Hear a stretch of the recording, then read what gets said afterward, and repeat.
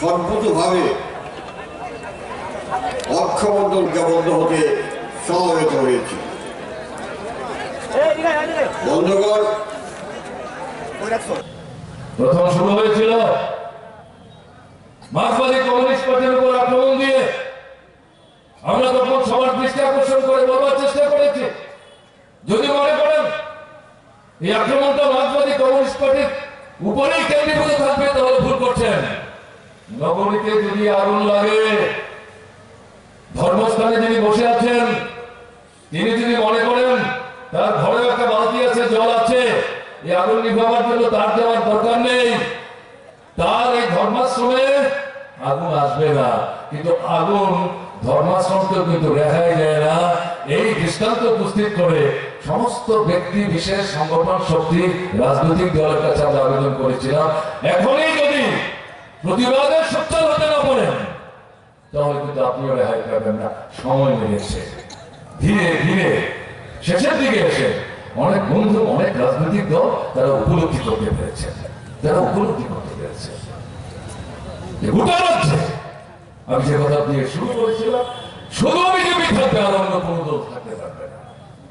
চলছেটা কি? একে চলতে দেওয়া যায়? এটাকে অবসাদ করতে হবে, এ থেকে রক্ষা পেতে হবে, মুক্তি মানুষকে পেতে হবে। এই পরিস্থিতিতে আমরা বামপন্থী ফ্রন্টের পক্ষ থেকে, মার্কসবাদী কমিউনিস্ট পার্টির পক্ষ থেকে আজ থেকে 6 মাস 7 মাস আগে এই রাজ্যের গণতান্ত্রিক দৃষ্টিভঙ্গি সম্পন্ন ধর্মনিরপেক্ষতার আদর্শের প্রতি যারা অনুরাগ আছে তাদের কাছে, ব্যক্তি বিশেষের কাছে, সংঘ শক্তির কাছে আবেদন আমরা জানিয়েছিলাম, এই যে দুঃশাসন চলছে এর থেকে তো মুক্তি দরকার। যে যে দল করছেন করুন, আপনার পতাকা ফেলবার দরকার নেই, কিন্তু আসুন না আমরা একসাথে দাঁড়িয়ে এর বিরুদ্ধে সোচ্চার হই, মানুষকে জাগাবার চেষ্টা করি। মানুষকে ভীত সন্ত্রস্ত করে গৃহবন্দী করে রেখেছে, এটি একটা জেলখানায় বানিয়ে ফেলেছে।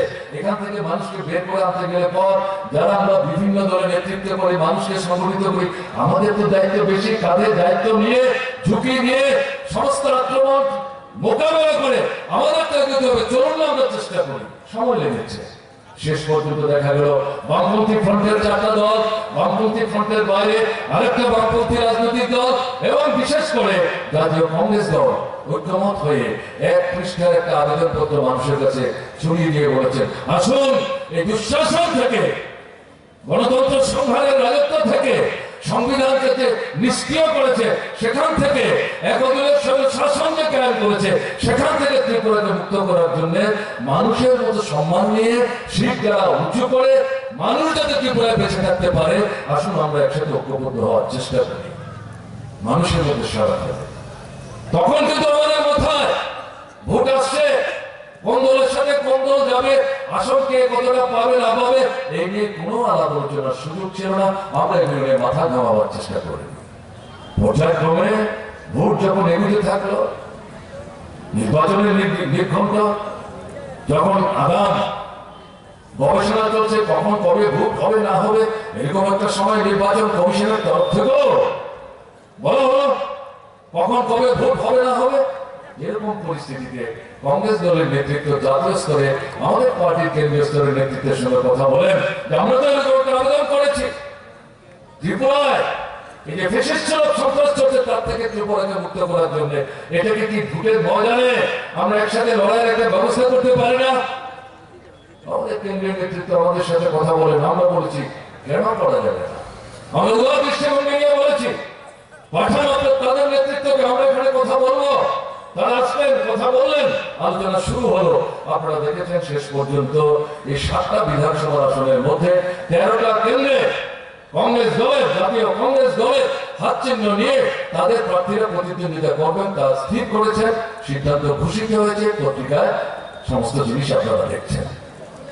47টা আসনের মধ্যে সিপিআই একটা, আরএসপি একটা, ফরওয়ার্ড ব্লক একটা, আমাদের বামপন্থী ফ্রন্টের অন্তর্ভুক্ত 76 সাল থেকে যে বামফ্রন্ট তৈরি হয়েছে লড়াইয়ের ময়দানে, তারা এখানে প্রতিদ্বন্দ্বিতা করবেন।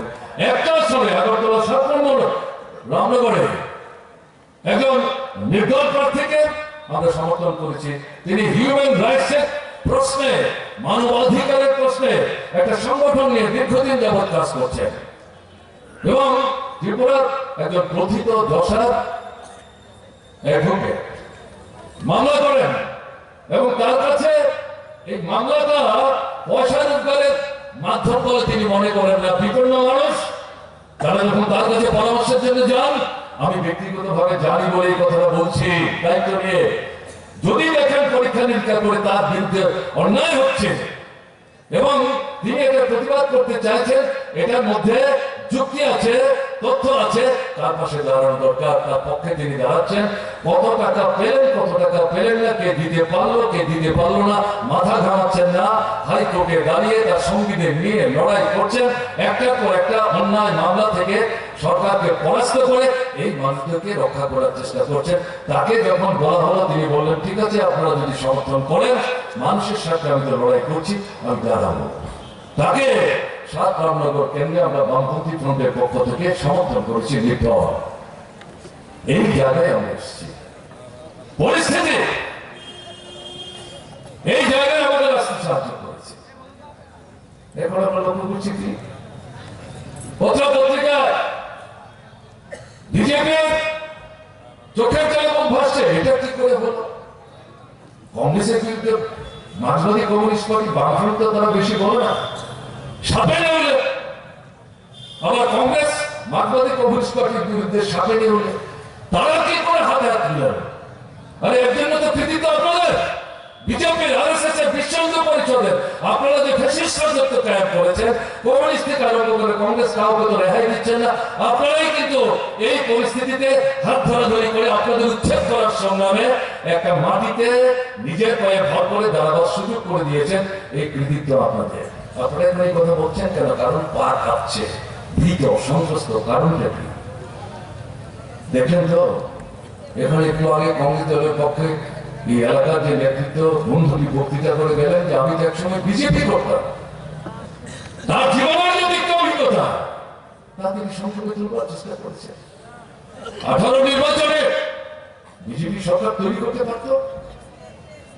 অবাম অবিজেপি যে রাজনৈতিক দলগুলো, তাদের নিজেদের যে ভোট, এই ভোট বৃহত্তম অংশে বামফ্রন্টের রাজনৈতিক দৃষ্টিভঙ্গি নিয়ে ক্ষমতা থেকে সরানোর জন্য অনেকদিন হয়েছে। বিজেপিও স্লোগান দিল চলো পাল্টাই, তারাও মনে করলেন চলো পাল্টাই। আমরা যখন নিজেরা পারছি না, বিজেপি যখন বলছে কেন্দ্র বিজেপি, রাজ্য বিজেপি, ডাবল ইঞ্জিনের সরকার হবে, পাল্টানি একবার। আর নানা ধরনের প্রতিশ্রুতি তারা ডালি নিয়ে উপস্থিত হয়েছে। এগুলি হলে আমাদের অনেকের মতো আমাদের সমস্যার সমাধান হবে। চলো